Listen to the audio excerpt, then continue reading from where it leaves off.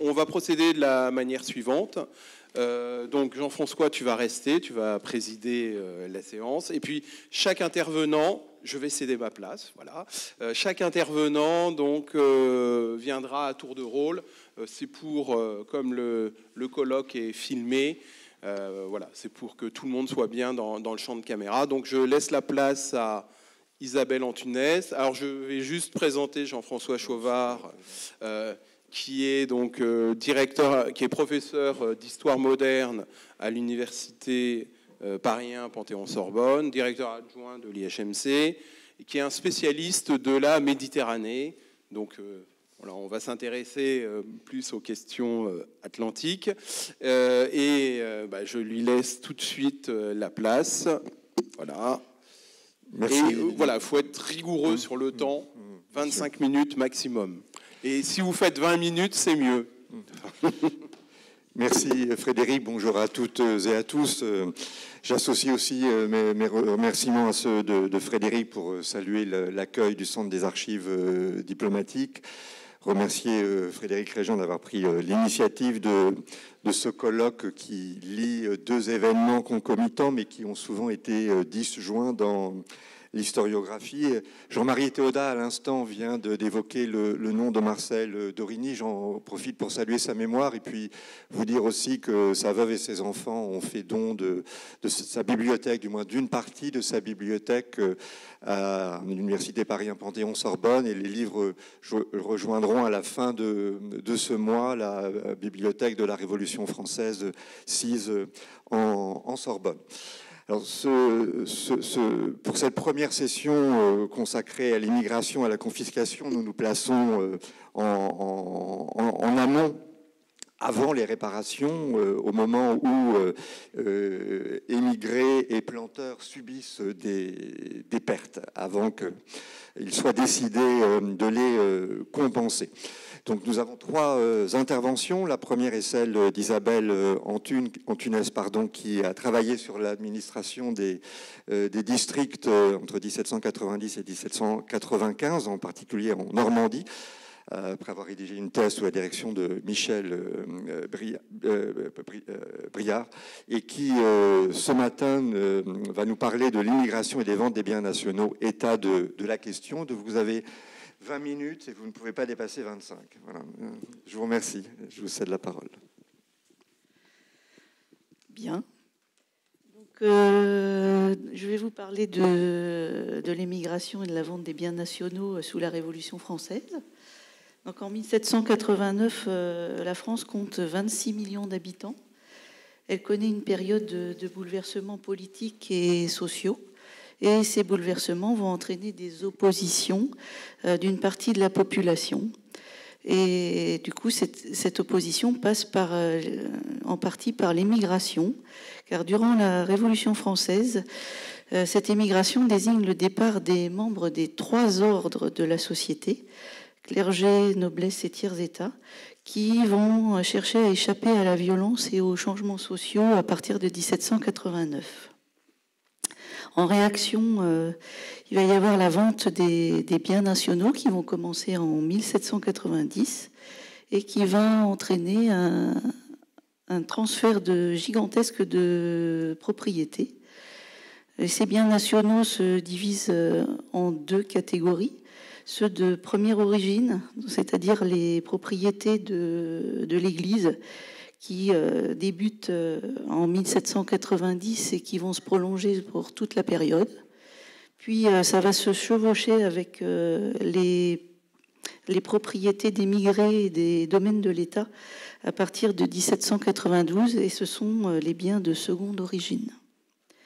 Donc on va voir en quoi l'émigration et la vente des biens nationaux constituent des événements importants sous la Révolution française. Donc je vais vous parler d'abord de l'émigration, puis de cette vente des biens nationaux. Alors dans cette partie sur l'émigration, on va se poser la question de qui part et pourquoi, et où vont-ils, et pour montrer après un bilan de cette émigration.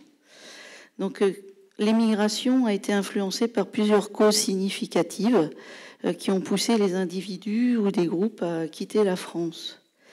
Alors, qui sont ces immigrés et pourquoi partent-ils? Alors, ce sont d'abord les nobles qui ont été le plus étudiés par les études d'historiens. Et donc, on a beaucoup d'informations sur ce second ordre de la société. Malgré tout, il est difficile d'en évaluer le nombre des effectifs. Il serait environ 300 000 à la veille de la Révolution. Et du coup, d'après les études récentes, ça ne concernerait que 17% des immigrés. Ce qui fait à peu près 24-25 000 nobles.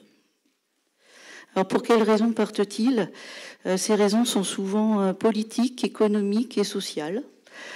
La première des raisons, c'est l'insécurité et les persécutions qu'ils vont subir de la part de la population et des membres gouvernement en place dès 1789, où on a des mouvements de peur collective, des châteaux sont brûlés, des nobles sont tués, et donc vous avez déjà des familles qui quittent le territoire. La deuxième raison, c'est la peur des réformes et l'opposition à la législation qui va devenir de plus en plus rigoureuse à l'égard des nobles. Par exemple, dès 1790, l'Assemblée a supprimé la noblesse. Et dès 1792, la Convention va bannir à perpétuité les émigrés et les condamner à mort pour ceux qui rentreraient. Donc il y a d'autres lois qui viennent ensuite, mais c'est un peu... J'ai 20 minutes.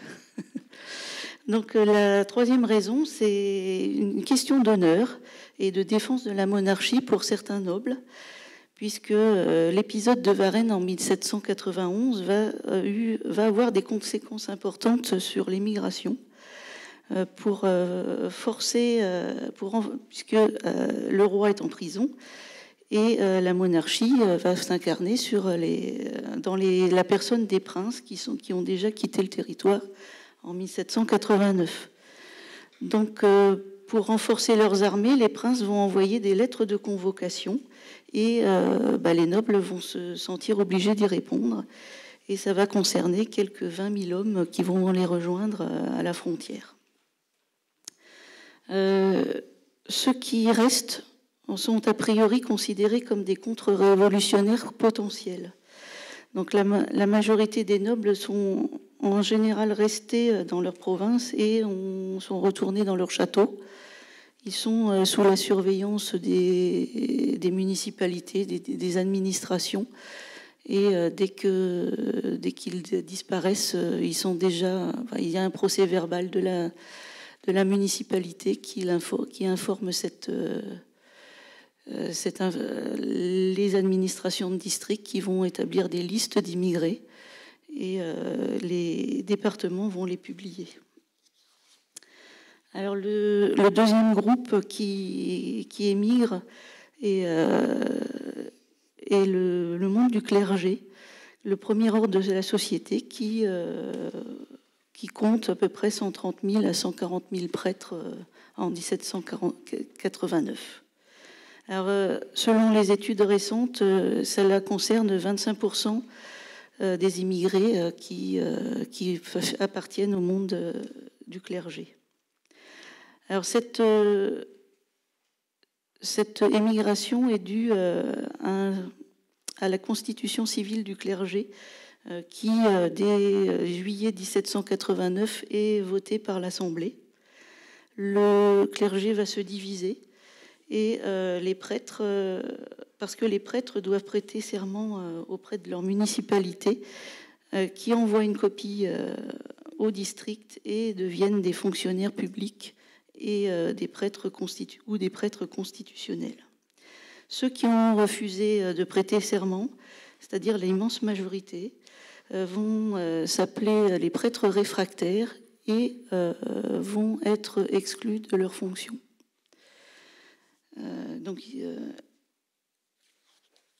Le 14 août 1792, il va y avoir un deuxième serment qui doit être prêté par les ecclésiastiques, le serment de liberté-égalité, qui va entraîner dès le 26 août une autre loi qui demande aux prêtres réfractaires de quitter la France dans un délai de 15 jours.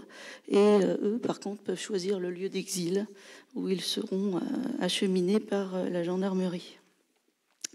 Passé ce délai, les districts vont lancer des mandats d'arrêt, organiser les prisons et nommer des gardiens de prison aux frais du district. Les prêtres les plus âgés, par contre, seront remis en liberté parce qu'il n'y a pas de... Par contre, ils resteront sous surveillance. Cette situation va semer le trouble dans les esprits et donc ça va marquer aussi une immigration qui va commencer de la part du tiers-État qui trouvent que voir disparaître leur curé qui était leur garant pour le paradis, pour le salut, ils se retrouvent supprimés et ils vont se retrouver. Du coup, les administrations vont regrouper toutes ces paroisses en une seule pour essayer d'assurer quand même l'office religieux par les prêtres conventionnels. Donc le tiers-État, le troisième ordre de la société, c'est le groupe qui va partir, qui va émigrer de façon massive. On compte à peu près 51% des immigrés qui font partie du tiers-État. Alors ils partent pour, comme je vous ai dit, pour des raisons religieuses, mais aussi économiques et politiques. Ils vont partir surtout à partir de 1792. On a peu d'informations d'ailleurs, il y a peu d'historiens qui sont intéressés à tous ces départs. On sait qu'ils sont juste plus nombreux que les autres groupes. Alors, quelle destination ces immigrés ?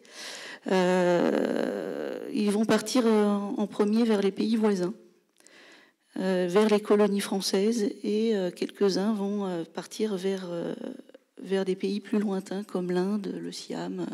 On a des traces comme ça, et puis les États-Unis. Pourquoi ces destinations ? Certains historiens montrent qu'elles dépendent dans un premier temps de la proximité du lieu de départ. Mais on s'aperçoit très très vite qu'ils vont quitter le lieu du pays d'accueil et vont aller vers d'autres pays qui, suivant le travail, suivant l'accueil, suivant tout ça, ils vont quitter et voir leur famille aussi, par exemple. Alors on s'aperçoit aussi que certains vont faire le choix de partir vers des propriétés qu'ils possèdent à l'étranger. Et donc ceux-là, on ne peut pas trop leur dire qu'ils sont des immigrés, même si ils vont disparaître du territoire. Donc ces départs à l'étranger marquent une importance majeure à partir de 1792. Et il va y avoir des départs officiels, puisque les administrations de district vont délivrer des passeports pour raison de départ assez souvent, c'est pour prendre les eaux, s'occuper d'affaires ou visiter un membre de la famille à l'étranger. Et bien évidemment, il y en a plein qui ne sont pas revenus. En parallèle, vous avez beaucoup de départs clandestins. Et les chiffres que j'ai trouvés, il y aurait à peu près 150 000 Français qui auraient quitté le territoire clandestinement. On émigre plus facilement quand on est plus riche. Et selon les départements, l'immigration est inégale. Beaucoup, d'ailleurs, pensaient que cette immigration serait temporaire et elle va devenir, pour beaucoup, permanente à partir de 1795. Quel est l'impact de cette immigration sur la France ? Il y a surtout un impact sur les conséquences.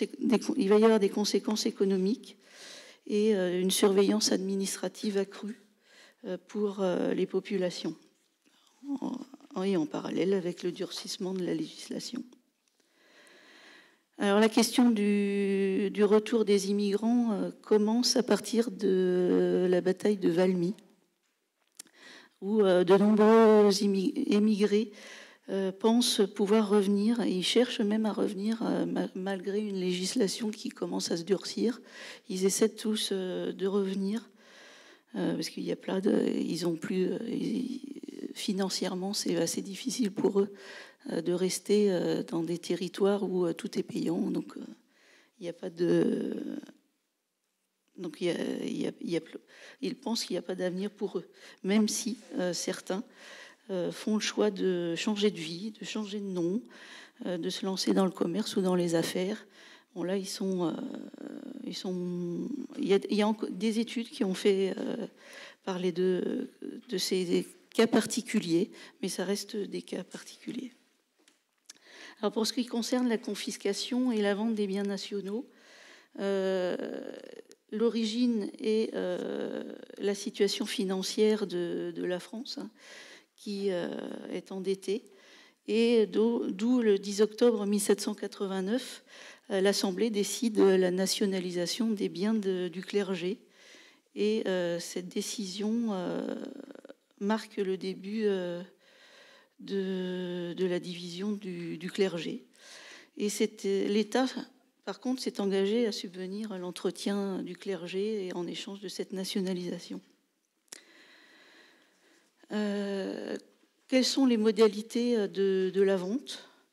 Il y a deux administrations qui vont agir le plus souvent pour ces ventes de biens nationaux. C'est d'abord la municipalité qui va qui connaît les lots qui vont être vendus, et les administrations de district, elles, qui vont organiser les ventes. Donc ça va commencer par une soumission de la part du futur acquéreur qui va demander je veux tel lot, et l'administration de district va nommer un expert, et le soumissionnaire va en nommer un aussi, et les deux vont essayer de convenir d'un prix pour le lot qui va être à vendre. Une fois que ce prix est annoncé au district, le district va l'entériner ou modifier le prix, et va, par voie d'affichage, signaler cette vente aux enchères, puisque les futurs acquéreurs ne sont pas forcément ceux qui vont pouvoir l'acheter. Il y a des différences. Et donc, on va s'apercevoir que le district va être obligé d'établir une grande salle pour que tous les acquéreurs puissent venir participer aux enchères. Donc on va mettre une bougie, et puis une fois que la bougie est éteinte, les enchères sont terminées. Donc les futurs acquéreurs se présentent seuls au district, et ces biens sont évidemment différents. Les biens du clergé seront souvent vendus par lot important, et par contre ceux de la noblesse et de l'État, ce seront des petits lots. Et donc on va avoir des tas de ventes, mais en parallèle du marché des biens qui restent faits par notaire. Il y a les membres du tiers-état, par exemple, vont aller chez le notaire pour vendre leur terrain, pour pouvoir quitter le territoire. Ils n'ont pas de pression, mais ils ont la possibilité de le faire. Les étrangers, par contre, qui vivent sur le territoire ne seront pas forcément inquiétés, et ils vont seulement aller tous les 8 jours à l'administration, donc devant la municipalité, pour leur dire je suis toujours présent, je continue mon travail d'agriculteur ou d'artisan, et puis il n'y aura pas d'inquiétude. Donc pour ces acheteurs, justement, qui achètent ces biens nationaux de première et de deuxième origine, alors les grands gagnants, c'est la bourgeoisie, particulièrement dans les régions agricoles et à proximité des villes. Ensuite, ce seront les paysanneries qui, elle, va plutôt se regrouper en plusieurs agriculteurs pour pouvoir acheter les biens, surtout si c'est des gros lots. Et ensuite, vous avez quand même les nobles qui eux aussi vont bénéficier de cette vente. Ils vont acheter beaucoup de biens de première origine, mais aussi des biens de seconde origine, donc d'autres biens nobles. Alors, certains envisagent parfois de les rendre aux immigrés qui reviendront peut-être, mais pour beaucoup d'entre eux, c'est surtout compléter leur patrimoine. Et vous avez donc aussi d'autres acquéreurs qui sont les administrateurs des administrations de district et même des municipalités. Vous avez Rouen qui achète beaucoup de biens dans toute la province de Normandie.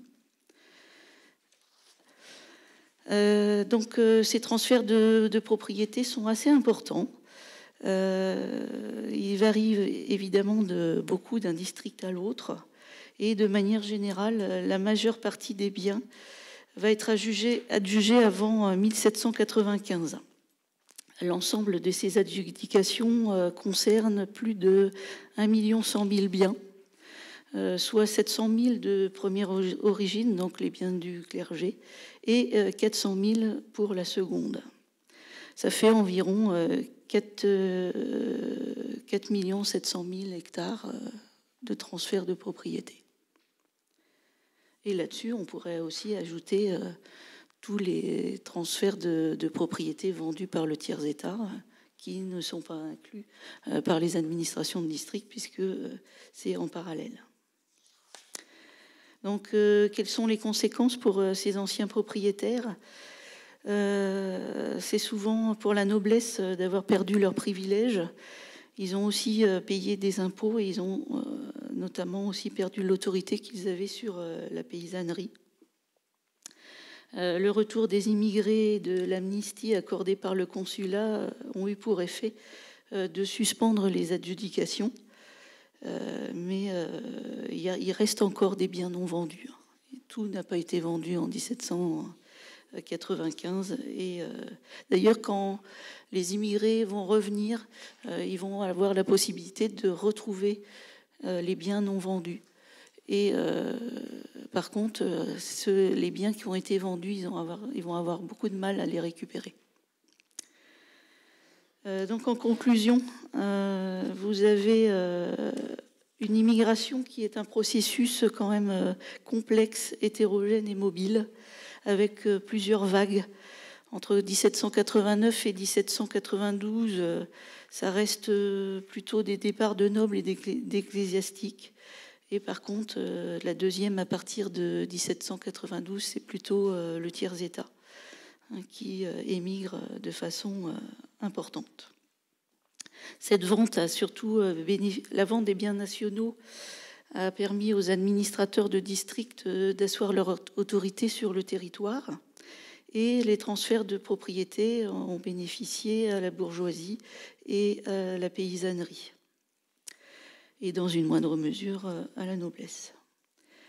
Donc, je ne vous parlerai pas du retour des immigrés, puisque ça va faire l'objet d'autres présentations suivantes. Donc, je laisse ce point à mes collègues.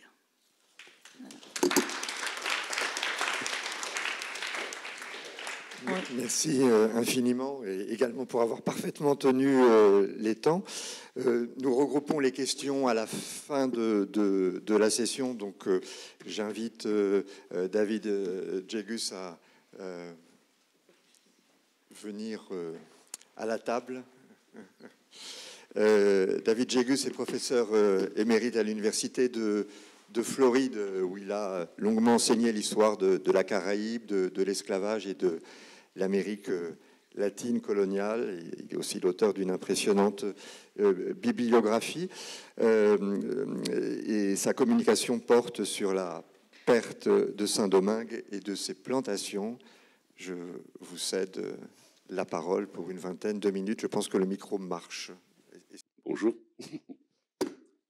L'on m'a demandé une présentation qui expliquerait pourquoi les colons perdent les plantations et qui pourrait servir, je suppose, comme une espèce de prologue à la partie du colloque qui concerne Saint-Domingue. Je propose donc de brosser une rapide analyse de la révolution haïtienne qui met l'accent sur les facteurs principaux qui mènent à la rupture de 1804, qui va séparer les colons et les plantations d'une manière définitive. En cherchant à identifier les étapes principales de ce processus et le tournant, il sera utile de toucher sur certaines des questions clés du sujet. Est-ce qu'il y aurait eu une révolution haïtienne sans la Révolution française? Qu'est-ce que celle-ci a contribué au processus révolutionnaire à Saint-Domingue?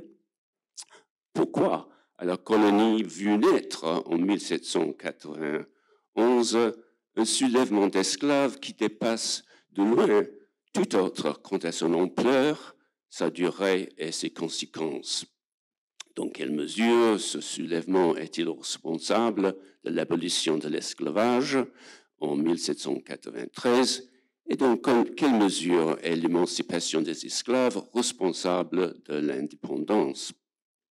Quel rôle attribué aux libres de couleur, aux esclavisés eux-mêmes et aux erreurs des Français?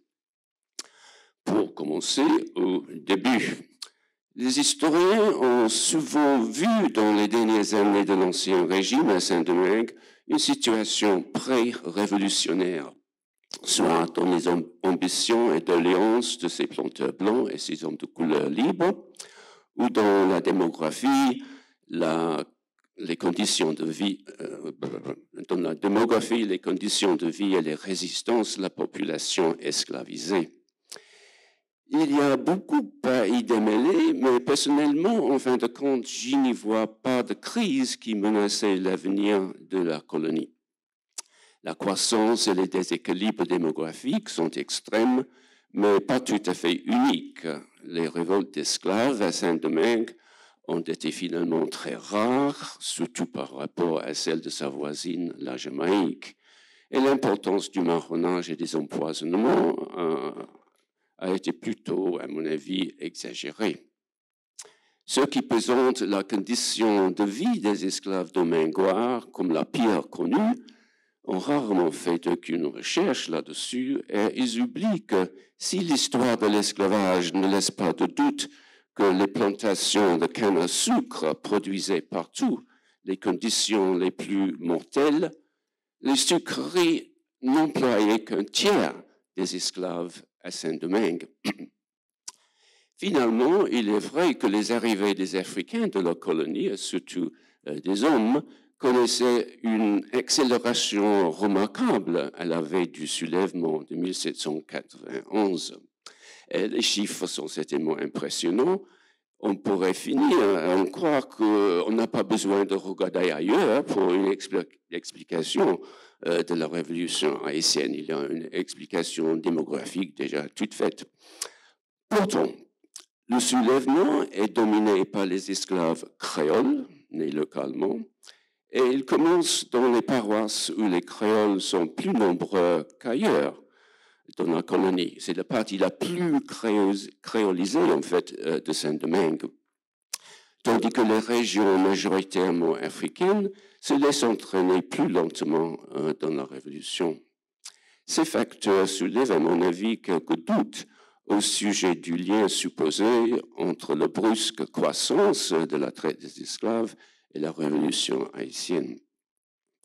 Pour ces raisons, je ne considère pas une révolution de Saint-Domingue comme inévitable sans la déstabilisation provoquée par la Révolution française. Celle-ci mine le pouvoir métropolitain sur la colonie et divise sa population blanche en factions hostiles l'une à l'autre. Elle aiguise en même temps le conflit latent entre blancs et hommes de couleur libre en offrant à ces derniers un forum politique et en rehaussant le niveau d'ambition. Après la Déclaration des droits de l'homme, la réforme des relations raciales ne peut plus signifier simplement permettre à quelques métis aisés de devenir médecins ou juristes. Elle menaçait plutôt, aux yeux des colons, d'accorder une voie politique à une population de couleur qui allait vite rivaliser numériquement avec la blanche. Autrement dit, la possibilité déjà minuscule que l'on puisse apercevoir en fin d'Ancien Régime de chercher un compromis timide à la question de couleur disparaît en 1789 devant l'intransigeance violente des colons. Cela mène l'année suivante à la rébellion de Vincent Auger et puis à celle des gens de couleur dans les provinces de l'Ouest et du Sud l'année suivante. Le préjugé de couleur qui divisait ainsi les planteurs blancs et de couleur s'avère surtout nuisible à eux parce qu'il les empêche de faire cause commune contre l'énorme soulèvement des esclaves qui commence en août 1791 au centre du province du Nord. Pendant la première année de l'insurrection, l'administration coloniale et la population blanche sont contraints de mener une guerre sur deux fronts, et contre les esclaves insurgés dans le Nord et contre les gens de couleur un peu partout. Ce qui aide beaucoup à expliquer la réussite des uns et des autres. Notons aussi comment le conflit entre blancs et libres de couleur avait contribué à déclencher le soulèvement des esclaves. Par le désarmement des miliciens de couleur dans certaines paroisses après la rébellion d'Auger, et le rôle, certes obscur, des rescapés de cette rébellion qui réapparaissent au début du soulèvement. Je souligne ces liens entre les deux révoltes parce qu'il me semble que trop d'historiens les ignorent. Je ne mets pas en doute pourtant l'autonomie des leaders de la révolte des esclaves. Ils profitent astucieusement d'un moment de crise où non seulement une guerre civile commence entre blancs et libres, mais s'enflamment aussi les tensions entre pro- et contre-révolutionnaires qui apprennent la fuite à Varennes, et en plus quand des colons sécessionnistes cherchent une intervention britannique.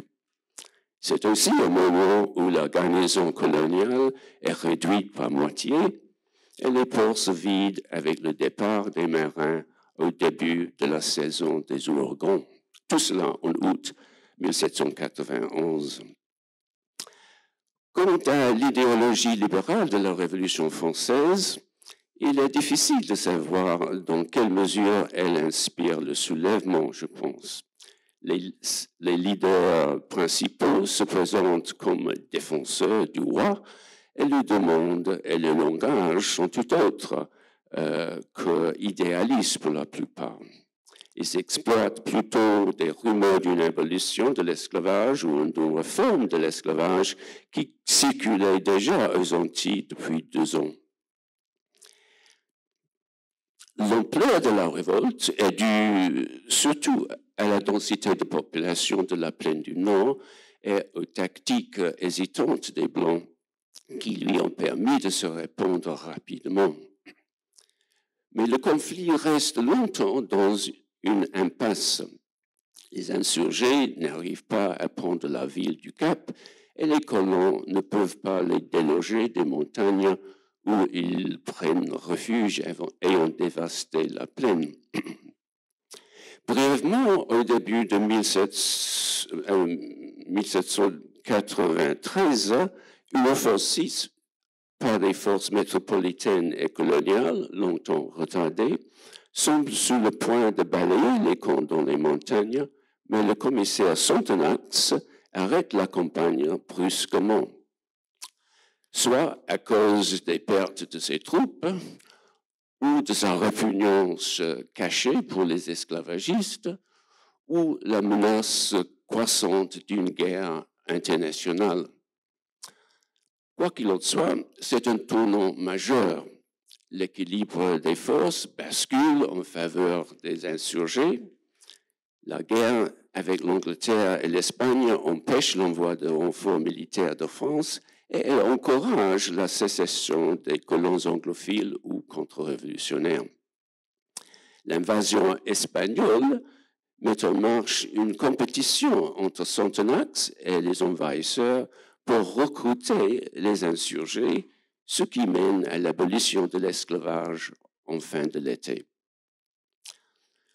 Première abolition dans une société esclavagiste majeure, cette décision historique émerge d'une unique conjoncture de 3 facteurs, dont chacune est, à mon avis, une cause nécessaire mais non suffisante en elle-même. Ils sont un soulèvement foudroyant, toujours invaincu, le risque imminent de perdre Saint-Domingue aux Anglais et aux Espagnols, et la présence à la tête de l'administration d'un abolitionniste caché doté d'un pouvoir dictatorial, c'est-à-dire Sonthonax. Une nouvelle ère s'ouvre. L'émancipation des esclavisés conserve Saint-Domingue à la France, mais elle représente une perte considérable pour les colons, qui sont obligés désormais de rémunérer une main-d'œuvre qu'ils contrôlent avec beaucoup plus de difficultés. Ceux qui avaient le choix préfèrent les zones d'occupation britannique ou espagnole, où l'esclavage continue encore quelques années, à la grande expérience sociale qui commence sous la République. Si Saint-Domingue reste française, c'est au prix de l'avoir glissé vers une autonomie extrême sur la férule de militaires indigènes. Le nouveau système de servage payé est combiné avec un système de séquestration des propriétés des absents qui frappe dur la grande majorité de planteurs qui ne sont pas résidents. Même des propriétaires sur place risquent de perdre leurs biens s'ils sont convoités par un officier militaire. Le succès de ce régime a ravifié l'économie d'exportation et mal compris, me semble. La plupart des historiens l'ont certainement exagéré en comparant les statistiques du milieu des années 90 avec celles de la fin de la décennie sous Toussaint Louverture, quand celles-ci sont grossies par l'absorption de l'ancienne zone britannique. D'autre part, les chiffres publiés par Louverture sont probablement des sous-estimations qui cachent une diversion de fond, selon l'historien Pierre Pluchon. La position des colons dans la nouvelle société a beaucoup porté à controverse. L'interprétation standard du régime louverturien affirme que Toussaint valorisait les connaissances des colons et les contributions à l'économie et qu'il s'engage donc à un avenir multiracial pour Saint-Domingue. Pluchon, par contre, qui faisait écho des plaintes des colons, observe que si Toussaint réclame le retour des colons réfugiés, c'est de sorte qu'ils servent comme otages et les empêchent d'habitude de récupérer leurs biens. À mi-chemin entre la domination coloniale et l'indépendance, cette expérience innovatrice qui mélange travaux forcés et administration multiraciale préserve tant bien que mal la colonie et ses plantations. Mais c'est un pis-aller aux yeux de toutes les parties concernées, colons et anciens esclaves, officiers noirs qui se veulent planteurs, et le gouvernement français, une fois qu'il est entre les mains de Napoléon Bonaparte. La responsabilité d'avoir mis un terme à ce système hybride était partagée entre Bonaparte et, paradoxalement, Toussaint Louverture, qui avait fait le plus pour le développer. Ce n'est pas que Louverture cherchait jamais une indépendance des jurés, malgré les attentes de beaucoup de ses contemporains et la religion de certains nationalistes haïtiens. Cela aurait été une provocation inutile à la France et des esclavagistes américains et britanniques qui pouvaient bloquer la colonie. Mais l'indépendance de facto que Toussaint poursuivait poursuivait, devient vite inacceptable au premier consul. Il se peut que Bonaparte comptait dès le début se débarrasser du gouverneur noir, quoi qu'il fasse. Les avis sont partagés là-dessus. Mais l'occupation de Santo Domingo par l'ouverture en janvier 1801 a été un acte flagrant de défiance qui s'est avéré le tournant décisif.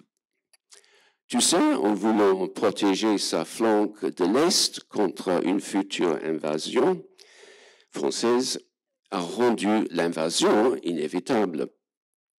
La constitution de Toussaint, rédigée quelques mois plus tard, n'était qu'une provocation supplémentaire. La méfiance mutuelle est d'ailleurs tout à fait méritée des deux hommes, a ainsi assuré l'envoi du corps expéditionnaire de 1802. Les incendies et massacres qui ont accueilli l'arrivée de l'expédition Leclerc démontrent que cette nouvelle dernière étape de la Révolution risquait de coûter cher aux colons et leurs propriétés. Mais peut-on dire qu'elle était vouée à l'échec? Militairement, il ne le semble pas, puisqu'elle a contraint l'armée de l'ouverture à se rendre en 3 mois.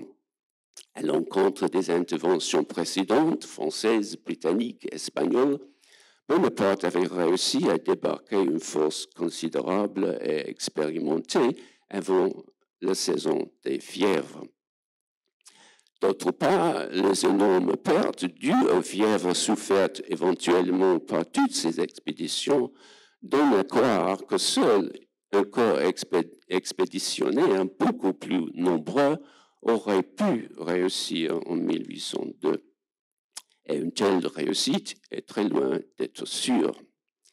La victoire militaire du mois de mai s'est produite avant que la population coloniale ne se rende compte, grâce à la propagande, que la mission de Leclerc était de rétablir l'esclavage et l'inégalité raciale. Quand la vérité devient évidente pendant le mois de juillet, elle déclenche la guerre apocalyptique de l'indépendance qui continue jusqu'à la fin de l'année suivante, dont nous savons l'issue. La perte de la colonie de Saint-Domingue et celle de ses plantations sont deux processus parallèles. Quoique liés étroitement à l'indépendance haïtienne, ils s'avancent au rythme un peu différent pendant la quinzaine d'années précédentes. Pour les colons, la perte de leurs biens arrive sous des formes variées. Une destruction physique, surtout dans le nord, le pillage, soit par des révoltés ou par des soldats envoyés pour les protéger, la perte de main-d'œuvre due à la rébellion, à l'émancipation ou au recrutement militaire, la perte de cargaison due à la guerre maritime et le séquestre de biens par la République, par les occupants anglais ou sous les régimes Louverture et Rigaud. Pour toutes les plantations des Français, qu'elles soient abandonnées, en ruine ou toujours en production, la perte définitive arrive avec l'indépendance. Mais les conséquences de l'indépendance ne sont pas immédiatement évidentes. La première déclaration d'indépendance, qui a été ignorée par presque tous les historiens d'Haïti, me semble-t-il, celle du 29 novembre 1803, envisage, du moins à l'apparence, un retour des propriétaires blancs qui accepteraient l'égalité raciale et la fin de l'esclavage. Et les invite explicitement à rentrer dans vos biens. La déclaration beaucoup mieux connue du 1er janvier 1804 est toute autre chose et remarquable pour l'intensité de son rejet de tout ce qu'il y a de français. Bien qu'un des 37 signataires de la déclaration d'indépendance était un planteur blanc, Le document comprend un long appel aux Haïtiens de se venger de leur souffrance sur la population française qui est restée sur place. C'est effectivement son arrêt de mort. Plusieurs milliers seront massacrés dans les 4 mois suivants. Cette déclaration ne dit rien contre un régime foncier, mais le 28 avril, vers la fin des massacres, une proclamation de Jean-Jacques Dessalines déclare « Jamais aucun colon ni européen ne mettra le pied sur ce territoire à titre de maître ou de propriétaire ». Les colons perdent donc leur plantation à cause des effets combinés de deux des révolutions les plus importantes de l'histoire mondiale, compliquées par une grande guerre internationale qui met fin pour la première fois en Amérique latine à la discrimination raciale légale, à l'esclavage et finalement à la domination coloniale.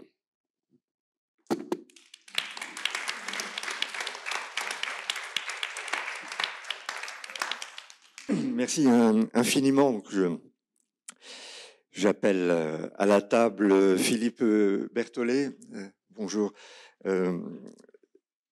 Ancien élève de Michel Vauvel qui a travaillé sur les notaires et l'activité notariale pendant la Révolution et sous l'Empire et qui nous propose une communication consacrée à l'étude de la fin de la grande plantation de Jean-Jacques Bacon de la Chevalerie, située dans la paroisse Sainte-Anne de Limonade à Saint-Domingue. Voilà, vous avez 20 minutes, voire un tout petit peu plus. Jean-Jacques Bacon de la Chevalerie est un personnage suffisamment connu par les historiens pour que je ne le présente que très brièvement. Il fut tout à la fois un brillant militaire, officier supérieur d'infanterie du roi, un franc-maçon très influent en métropole et un politicien charismatique à Saint-Domingue.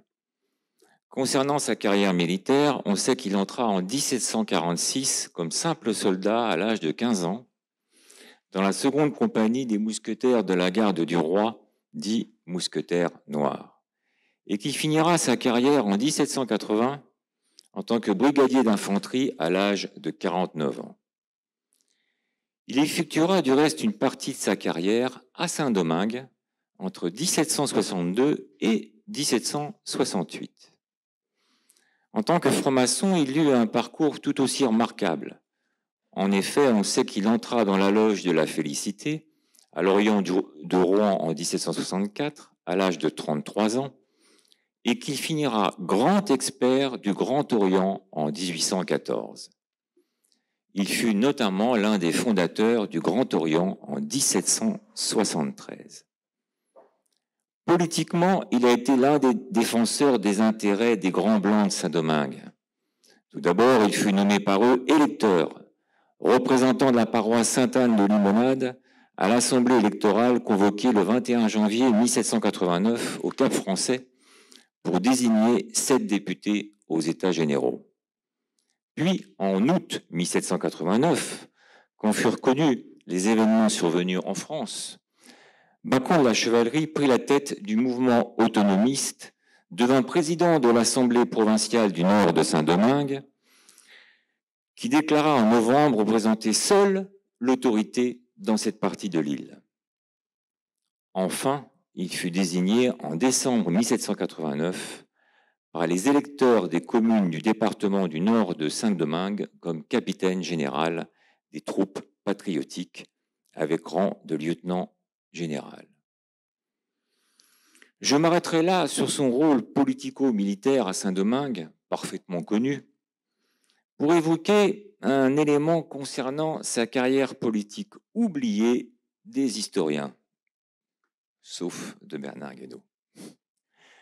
En effet, il fut nommé électeur parisien pour la section révolutionnaire du Faubourg du Nord en l'an 4, c'est-à-dire en 1795-1796.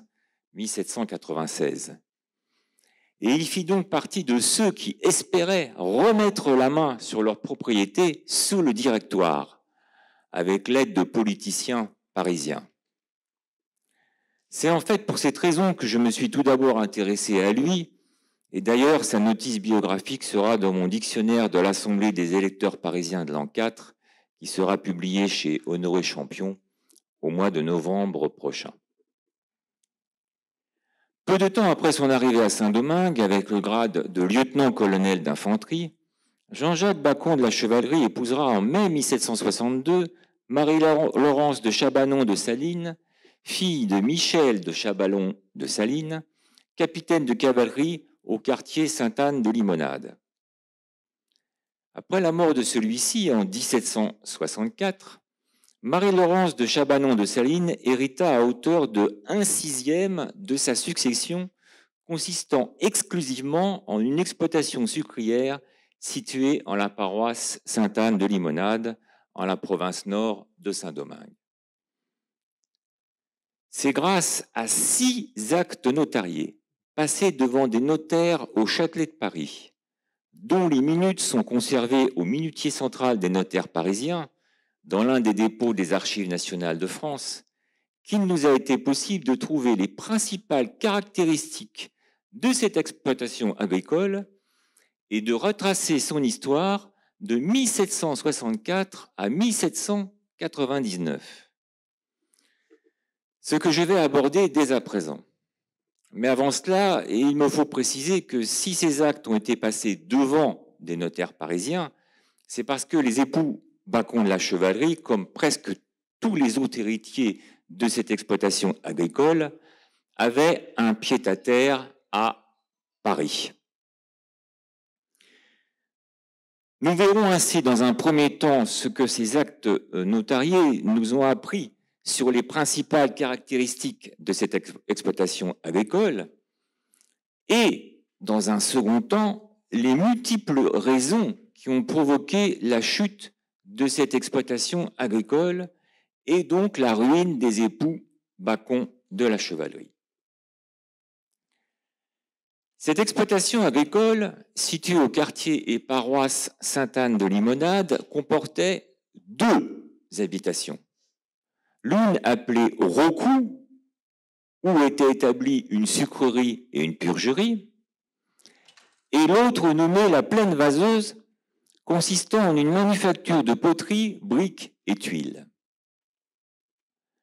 Lors de la première union des créanciers des époux Bacon de la Chevalerie le 1er mai 1778, Jean-Jacques Bacon de la Chevalerie fit une description complète de sa propriété, s'appuyant sur des rapports d'expertise effectués à Saint-Domingue.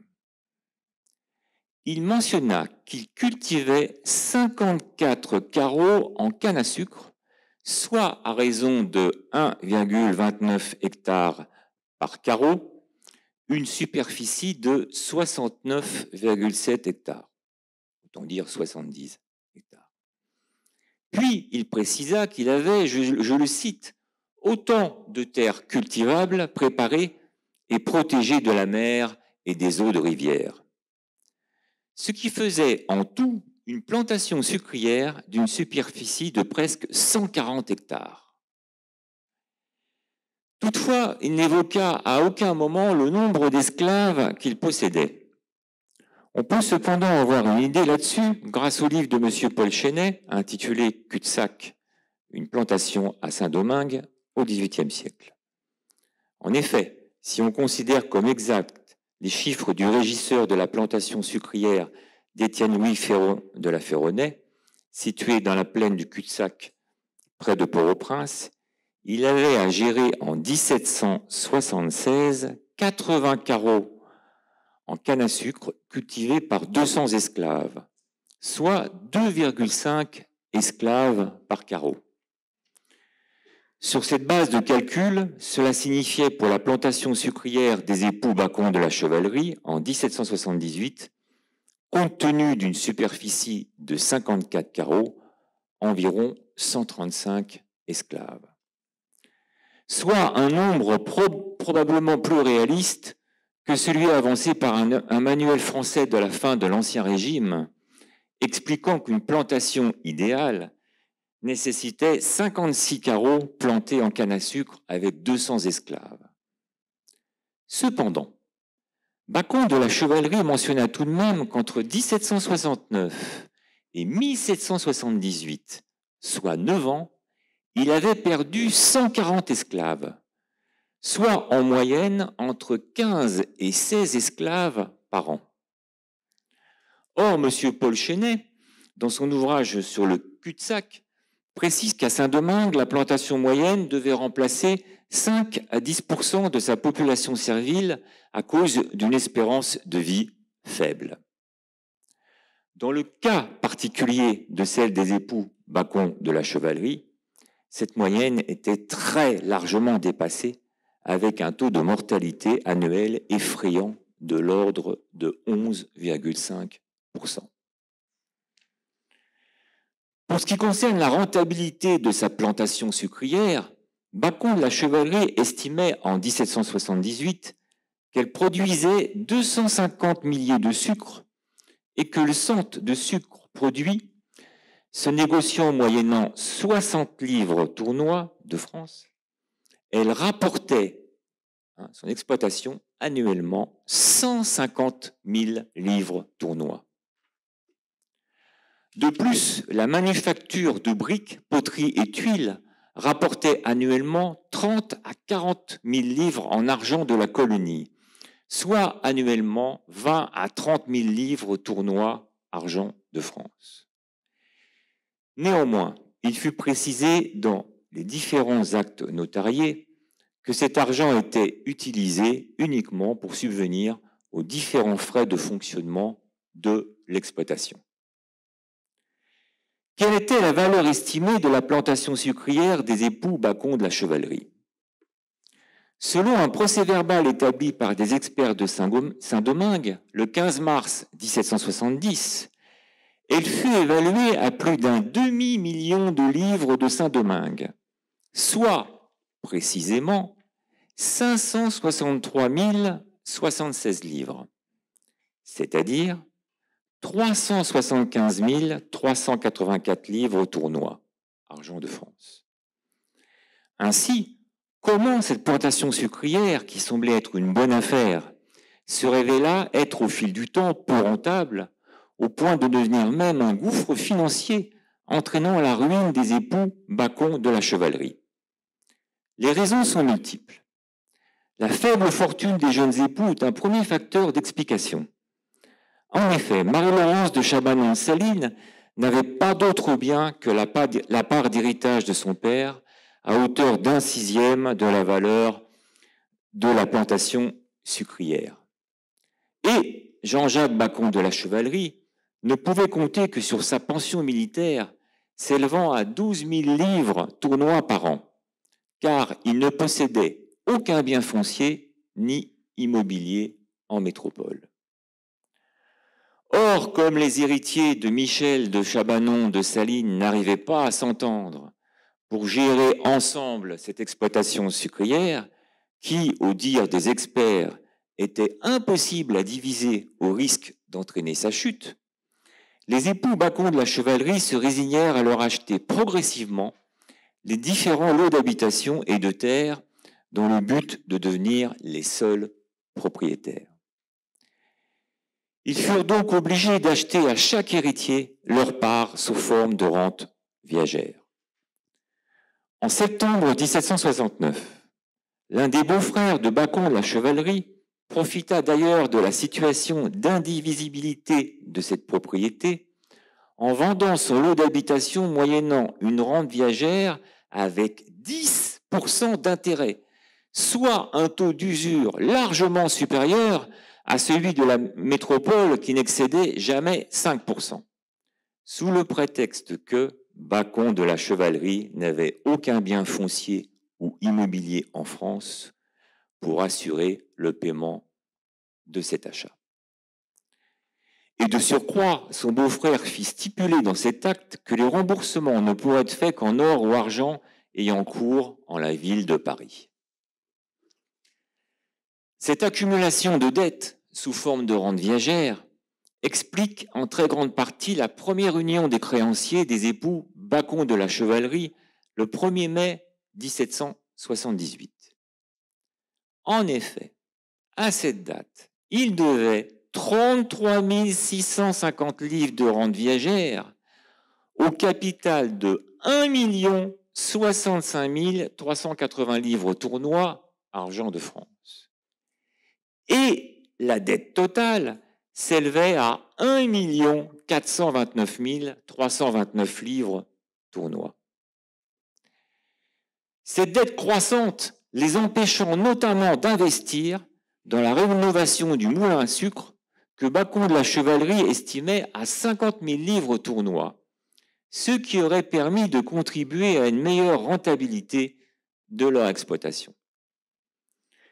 La seconde raison de la chute de leur plantation sucrière s'explique par le fait que Jean-Jacques Bacon de la Chevalerie résida peu sur place, déléguant à des régisseurs plus ou moins efficaces ou scrupuleux, alors qu'il est bien connu qu'on n'est jamais aussi bien servi que par soi-même. Par exemple, entre 1778 et 1789, il ne fit que 3 voyages à Saint-Domingue et ne resta jamais plus de 6 mois sur place, soit finalement environ 1 an et demi à résidence dans son exploitation durant 11 ans. Ainsi, les créanciers et les directeurs de l'administration des biens des époux Bacon de la Chevalerie se réunirent 7 fois entre mai 1778 et mars 1791, obtenant à chaque fois auprès du roi des arrêts de son conseil pour leur accorder une surcréance avec défense à aucun de leurs créanciers de faire aucune poursuite judiciaire. Cependant, en mars 1791, les créanciers et les directeurs de l'administration de leurs biens firent l'amer constat qu'entre février 1787 et mars 1791, soit 4 ans, leur exploitation sucrière avait un solde déficitaire d'environ 200 000 livres tournois, c'est-à-dire environ 50 000 livres par an. Ce qui signifiait pour eux l'impossibilité de se faire rembourser un jour quoi que ce soit. Par exemple, le banquier genevois Jacques Necker, l'un des créanciers, perdit 130 000 livres tournois. Pour conclure, les époux Bacon de la Chevalerie, une fois rentrés définitivement en France, vécurent dans la misère, car leur fortune consistait uniquement dans leur exploitation sucrière. Marie-Laurence de Chabanon-Saline obtint, suite à un jugement du tribunal du département de la Seine, une séparation de biens le 13 mars 1792. Elle mourut peu de temps après, le 29 septembre 1794. Dans un acte notarié passé chez un notaire parisien, le 4 octobre 1799, leur fille, Claudine Pauline Laurence Bacon, épouse de Jean-Baptiste François de Bonnet, déclara que, je la cite, « Sa mère, propriétaire d'une habitation considérable à Saint-Domingue, qui a été entièrement dévastée, a perdu bientôt tout moyen d'existence et a été forcée de réclamer les secours accordés par la République aux colons réfugiés. Qu'elle a reçu ces secours depuis plusieurs années, mais avec si peu d'exactitude qu'elle a été obligée d'avoir recours à la bienveillance de quelques amis. » Claudine Pauline Laurence Bacon mourut à son tour en 1815 et Jean-Jacques Bacon de la Chevalerie en 1821. Ainsi, les indemnités de 1825 accordées par Charles X ne les concernèrent donc pas. Leur nom d'ailleurs n'apparaît pas logiquement dans l'état détaillé des liquidations opérées par la commission chargée de l'indemnité, de répartir l'indemnité attribuée aux colons, aux anciens colons de Saint-Domingue. Toutefois, au-delà de l'exemple de l'exploitation sucrière des Bacons de la Chevalerie, mon intervention à ce colloque montre l'importance des actes notariés passés chez les notaires de la métropole, pour déterminer notamment la valeur des exploitations des grands propriétaires terriens de Saint-Domingue sous l'Ancien Régime. De nombreux historiens spécialistes de Saint-Domingue notent que la plupart des archives notariales et administratives de Saint-Domingue périrent incendiées ou lors de naufrages. Or, ces documents étaient effectivement indispensables pour que les anciens propriétaires de l'île puissent prétendre à une indemnisation en 1825.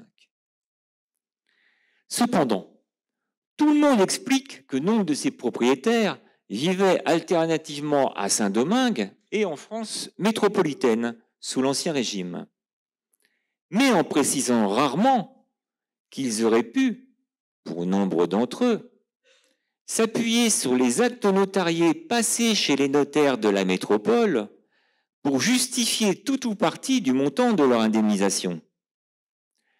Car, en admettant même que ces propriétaires aient perdu leurs actes authentiques, ils pouvaient tout à fait demander une copie d'acte à ces notaires métropolitains ou à leurs successeurs, ce qui pouvait leur permettre de justifier du montant de leur indemnisation. Même s'il est vrai que l'exemple de l'héritier du cul-de-sac sous la Restauration, Pierre-Jacques-François-Joseph-Auguste Féron de la Ferronnaie, montre les limites de ce type de démarche. Tout d'abord parce qu'il ignorait probablement que son oncle avait acheté son exploitation sucrière chez un notaire parisien le 23 avril 1783. Et enfin, qu'en tant qu'héritier de planteur, il devait savoir que les anciens propriétaires d'exploitation à Saint-Domingue étaient endettés bien au-dessus de 10% de la valeur en capital des plantations couvertes par l'indemnité de 1825. Or, en faisant appel à un notaire de la métropole, c'était prendre le risque que les anciens créanciers ne réapparaissent, risquant d'annuler ainsi les bénéfices potentiels de l'indemnité.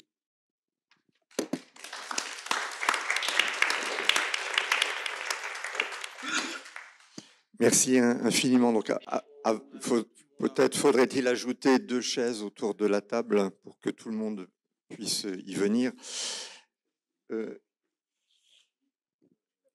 Je me permets de faire quelques commentaires à l'issue de ces 3 communications qui ont à la fois présenté un tableau général et puis une étude de cas.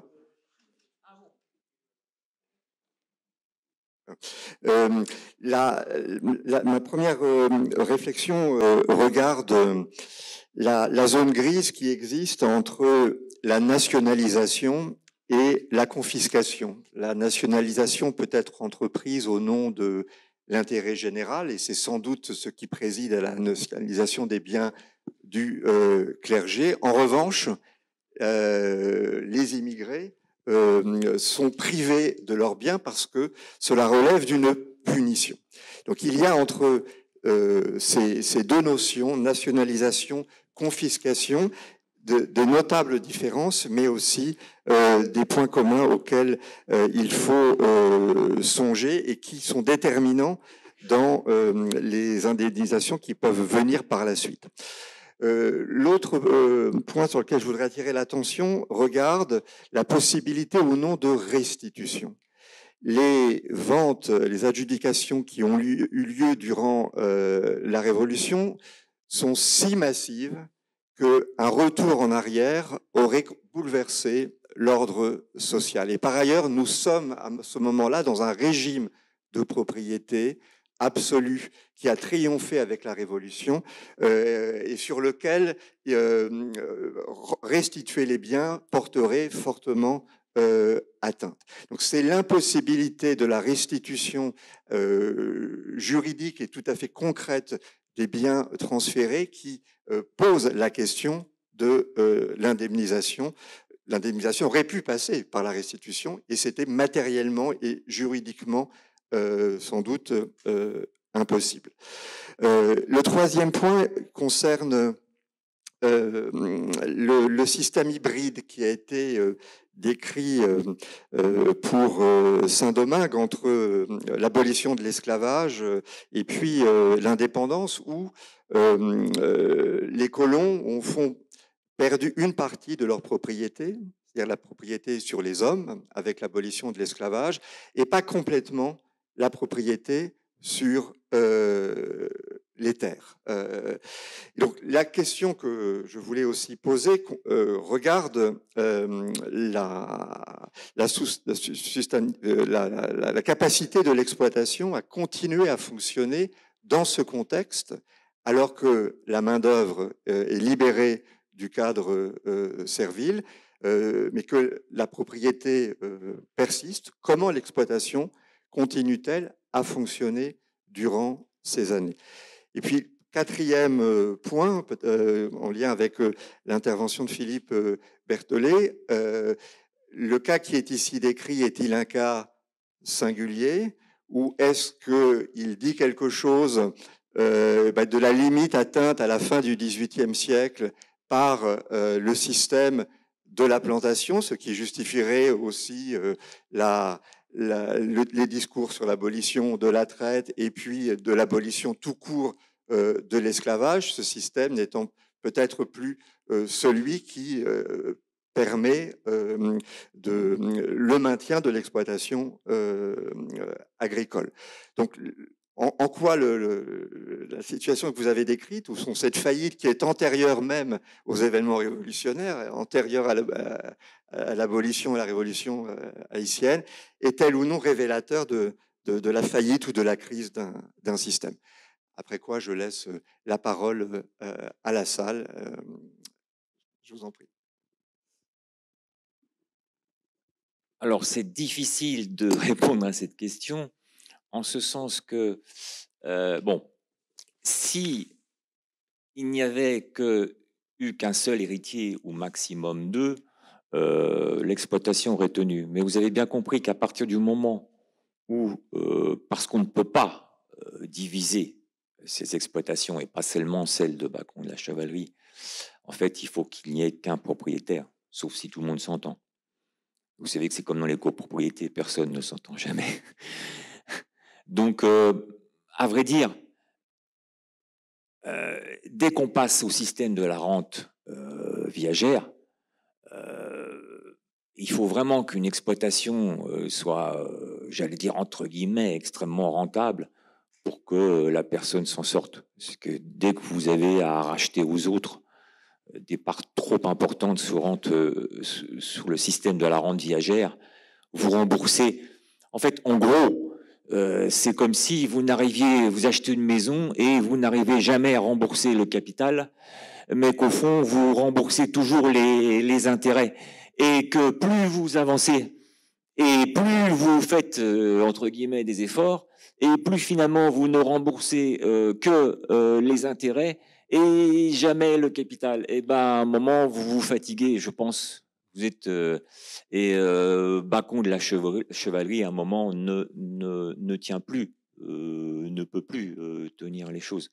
Donc, c'est, je pense, surtout le système de la rente viagère achetée à des autres héritiers qui, effectivement, ne pouvait être que fatal à Bacon de la Chevalerie, et c'est probable à d'autres.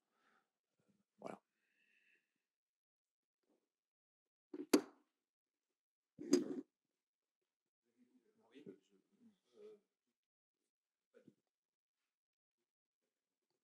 Oui. Donc, je vous remercie pour vos trois interventions qui montrent déjà ses propriétaires. Bacon de la Chevalerie, il est président de l'Assemblée coloniale. Il fait partie de ceux qui vont créer la guerre civile à Saint-Domingue. Et la perte de Saint-Domingue, comme l'a évoqué David Guégus, est aussi fortement liée à ces conflits entre Blancs et entre aussi les planteurs et les négociants auxquels ils sont endettés. Mais Philippe Berthollet a vraiment mis en avant cette idée de l'endettement interne. Et en gros, le plus gros endettement des planteurs, c'est l'endettement lié aux successions, car il est impossible de diviser une exploitation produisant du sucre. Donc, quand il y a deux héritiers, à la limite, quand il y a deux héritiers, ça va. Parce que on marie, souvent ce qui se passe, on marie les deux héritiers avec deux autres héritiers d'une autre plantation équivalente, et du coup, chacun se retrouve à la tête d'une plantation. Mais avec 6 héritiers, on voit, il y a deux solutions, soit faire une société, ou soit celle qui est choisie, ou Bacon de la Chevalerie est endetté à vie auprès de des co-héritiers de sa femme. Et en plus, il n'est même pas là. Donc, c'est pour ça que c'est vraiment très intéressant de ce que vous avez montré. Et je tiens à souligner sur la question des émigrés. Donc, je remercie Isabelle Antounès de l'avoir évoqué. Il y a aussi beaucoup d'émigrés dans les colonies. Enfin, des gens des colonies qui partent. Sur la Guadeloupe, la liste des émigrés, sur en gros 13 000 blancs recensés en 1789, bon, il y en a certainement un peu plus, hein, parce que les recensements sous-estiment la population, il y a 4 000 émigrés. Donc sur Saint-Domingue, je n'ai pas trop de connaissances sur des études empiriques, systématiques qui aient été faites là-dessus, parce que c'est beaucoup plus compliqué, parce qu'il y a des parties qui sont occupées par les Anglais, les Espagnols, donc... mais c'est un nombre considérable de personnes qui partent. Alors, par rapport à notre sujet, on voit que ceux qui, finalement, subissent des pertes pendant la Révolution sont pas seulement des nobles. Hein. Bon, certes, les nobles, proportionnellement, c'est 17%, c'est ça, alors qu'ils représentent 0,5% de la population française. Alors, en ce qui concerne les planteurs, là, on a alors moi, j'ai le cas de la Guadeloupe qui est vraiment plus précis, hein, où 80% des propriétaires de manufactures à sucre, c'est le nom que l'on appelle, partent en émigration. Et alors, la question que je me pose, c'est est-ce que aussi ce caractère d'émigrer ne va pas être un obstacle aussi aux politiques mises en place, notamment à partir de la Restauration, la possibilité notamment de reconquête de Saint-Domingue par une expédition française, parce qu'il y a ce côté aussi de personnes qui sont parties. Voilà. Je sais pas si... Je pense que j'ai raté la question. Voulez-vous bien nous répéter?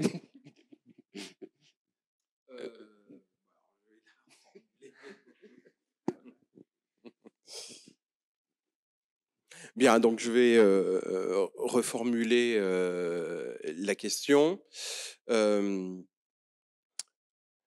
Donc, finalement, la perte de ces plantations de Saint-Domingue, alors n'est-elle pas liée peut-être avant tout à ces difficultés économiques et ces tensions qui existent entre les Blancs? Voilà. Oui, cela a fourni une ouverture aux autres qui pourraient exploiter la dissidence qu'on trouve à plusieurs niveaux de la société a beaucoup affaibli la réaction de la société en gros, à la révolution dans plusieurs sens. Je ne sais, vous parlez politiquement là ou économiquement? Oui. Oui, comment faire face aux défis qui se présentaient? Cela est devenu très, très difficile à une population blanche qui a été scindée en plusieurs parties grâce à des personnes comme Bacon de la Chevalerie, le premier leader populiste de la colonie, mais qui a été suivi d'autres. Cela a certainement miné les gens qui détenaient le pouvoir, devant. Bon, c'est tout ce que j'ai à dire pour l'instant.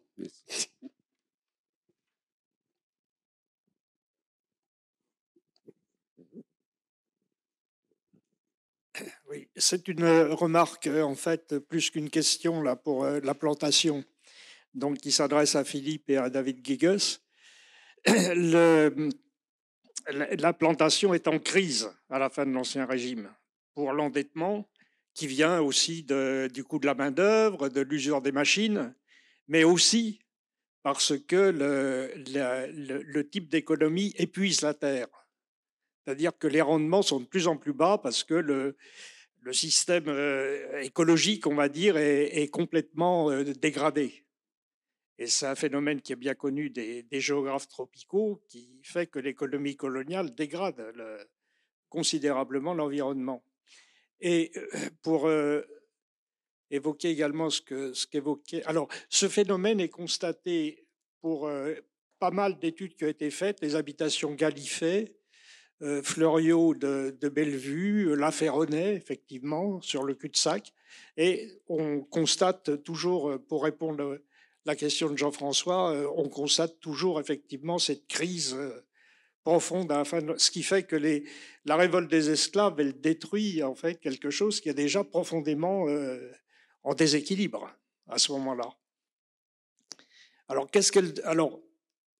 aussi pour répondre à ta question, Jean-François, qu'est-ce qu'elles deviennent après les habitations? Il y a le problème du séquestre. Donc une bonne partie ont été placées sous séquestre, et puis après elles ont été affermées. Mais globalement, c'est dans un grand mouvement de militarisation. Parce on le voit dans les textes de l'époque, une bonne partie des habitations les plus importantes en particulier servaient de postes militaires dans le cadre effectivement de la guerre civile et de la guerre extérieure, c'est-à-dire que la production continuait alors qu'elle servait également de garnison pour une partie des troupes, qui était une grande partie également de la guerre coloniale.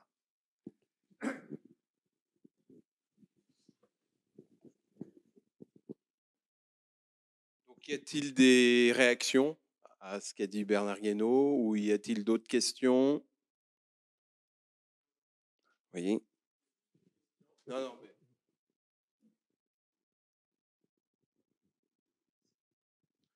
J'ai une question qui vient de...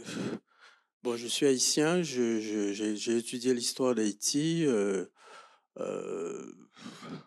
Ce que je retiens de l'histoire d'Haïti, c'est que toute cette période dont vous êtes en train de parler est balayée par ce qu'on peut appeler, en s'inspirant de Hegel, est balayée par des grands hommes. Or, de tout ce que vous avez dit ce matin, je n'ai entendu parler d'aucun grand homme. Y en a-t-il? Moi, je retiens Boukman, la cérémonie du bois caïman, la rencontre à l'Arcaë, qui crée le drapeau haïtien, le rôle des militaires, rôle qui va cumuler, enfin, je dirais même exploser au moment des grandes batailles de Vertières et tout ça. Je n'ai pas entendu parler, donc je voudrais un éclaircissement. Est-ce que vous les évacuez? Est-ce qu'ils existent? À quoi ils servent? À quoi ont-ils servi? Excusez-moi, si la question est brutale, mais... Allez-y.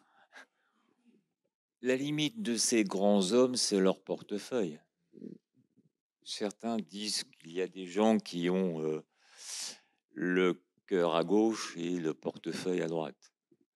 Donc je crois que, bon, c'est le cas de Bacon de la Chevalerie, mais d'autres. Je me suis beaucoup intéressé aux fortunes et vous le verrez dans mon dictionnaire, j'épluche les fortunes de tous ces gens à Paris.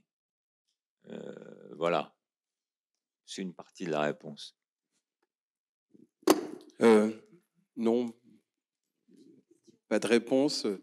Oui, alors déjà, premièrement, cette session du colloque est pas là pour présenter les grandes figures de la révolution haïtienne, mais pour montrer le processus de confiscation, de perte des biens liés aux révolutions haïtiennes et françaises. Voilà, donc c'est le premier élément. Deuxième élément, deuxième considération, c'est que cette révolution, il y a certes des chefs qui vont se mettre en place, mais c'est un mouvement extrêmement populaire, un mouvement qui naît de la base des esclaves de Saint-Domingue, et des chefs vont peu à peu émerger comme Boukman, Jeannot, Toussaint Louverture, Jean-François, Biassou et bien d'autres. Mais bon, là, pour le moment, on évoque cette question. Alors c'est vrai qu'on ne va pas trop parler, entre guillemets, des grandes figures pour une raison très simple, c'est que notre colloque est consacré aux indemnités de 1825. Donc on n'est pas là pour faire le panégyrique et l'heuroisation de qui que ce soit, mais essayer de comprendre comment on est arrivé à ces indemnités et comment ces deux indemnités peuvent être étudiées de manière conjointe. Y a-t-il d'autres personnes qui souhaitent prendre la parole? Et au public, enfin les intervenants, vous pouvez réagir, même s'il n'y a pas de questions. Hein. Merci Frédéric. Je voulais poser une question à Monsieur Guégus. En fait, c'était... non, monsieur, je me suis trompée. Excusez-moi, le monsieur à côté. Monsieur Vertelet. Excusez-moi. Et en fait, vous avez parlé d'un Suisse. Et j'ai pas retenu son nom. D'un banquier suisse. Oui, c'est rien d'autre que Necker. Juste lui, le fameux... vous savez, tableau financier de la France qui soulignait l'endettement.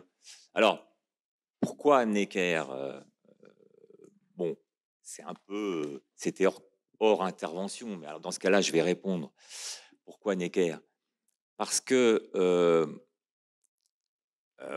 quand la fille de Bacon de la chevalerie, quand il y a eu le contrat de mariage en 1785, Necker est présent, mais pas que Necker. Louis XVI, Marie-Antoinette, les sœurs du roi, les tantes du roi, à peu près tout Versailles, on va dire. Donc, et alors ce qui est tout à fait étonnant chez Bacon de la chevalerie d'ailleurs, c'est qu'il a réussi à négocier avec ses créanciers, donc la première union des créanciers en 1778, le fait que son héritière pourrait disposer de 120 000 livres au tournoi, alors qu'il était déjà super endetté, pour justement le contrat de mariage de sa fille. Oui, bah, il faut quand même sauver les enfants d'une catastrophe. Donc voilà pourquoi Necker. C'est parce que c'est Necker, en fait, qui emmène la famille royale et les princes du sang. Et les princes du sang sont là aussi, hein, dont le comte d'Artois, dont d'ailleurs je commence à me poser beaucoup de questions, mais ça c'est dans mon prochain dictionnaire, sur son rôle sous la Révolution et sur le Directoire, car il y en a beaucoup qui ont été à son service, et ça pose des questions. Donc le comte d'Artois, il est aussi là. Et Bacon de la chevalerie sera électeur en l'an 4. Et il y a beaucoup d'électeurs en l'an 4 qui ont des liens avec le comte d'Artois et le comte de Provence. Mais ça, c'est mon dictionnaire, vous verrez, c'est très intéressant. Mais moi, je pose des questions, mais je ne peux pas y répondre. Je ne peux pas y répondre. Mais là, il est clair que Bacon de la chevalerie, il a des liens puissants. Question, oui. Bonjour à tous, merci pour vos interventions. J'ai juste une petite question. Il me semble que, professeur Guégus, vous avez évoqué un changement de ton entre la déclaration d'indépendance de 1803 et celle de 1804. Et je voulais simplement savoir ce qui expliquait justement ce changement de ton.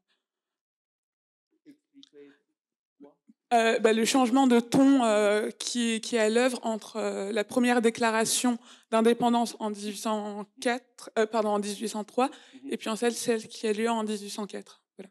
Il y a un lien entre les... Oui. Oui. La question de ces deux déclarations, c'est absolument fascinante, me semble-t-il. Je ne l'ai pas vu traité par d'autres historiens. Peut-être que je n'ai pas lu tout ce qu'il me faut. Mais oui, je ne suis pas sûr d'avoir compris votre question, mais la grande question est l'attitude de Dessalines. C'est lui qui a signé les deux déclarations. La première déclaration est un produit des hommes du Nord. Il y a 3 signataires, tous nordistes. Et après, il est possible qu'on le considérait comme préliminaire. On attendait une réunion des chefs de l'Ouest et du Sud, etc., qui correspond à un clivage social aussi, vous comprendrez. Mais la grande question, c'est que est-ce qu'il était... qu'est-ce que c'est cette demande aux colons de rester, etc., participer à la nouvelle société, est-ce qu'elle était, qu'est-ce qu'on dirait, sérieuse, ou est-ce que ce n'est qu'une espèce de guet-apens pour préparer le massacre qui suivait? C'est ça, c'est la question. Je ne sais pas comment comprendre. Je pense que quelqu'un comme Madiou, etc., aurait cru que oui, il ne s'agit pas d'un brusque changement de politique. Alors, c'est de l'autre possibilité. Alors, on va rester avec, on va incorporer, on va faire une continuation de la politique de Toussaint Louverture, l'avenir multiracial de l'ancienne colonie, ou bien non, c'est une façon de poursuivre la vengeance. Et on n'a pas assez insisté, je pense, que sur la question de la vengeance, son importance dans les crises politiques actuelles comme historiques. On est permis de le faire ici parce que la déclaration d'indépendance que nous connaissons, c'est un appel à la vengeance avant tout. Et on est embarrassé de nos jours de la mettre, de discuter, etc. Donc, je pense qu'on peut voir l'action de Dessalines sur ce jour-là, je pense. Il y pensait déjà peut-être en fin de novembre. Mais d'autre part, tout était tout neuf à cette époque-là. On a improvisé, c'est possible. Est-ce qu'on va faire une déclaration d'indépendance? Ce sont des questions auxquelles on ne peut pas répondre, je pense, étant donné les éléments que nous avons. Très bien, merci.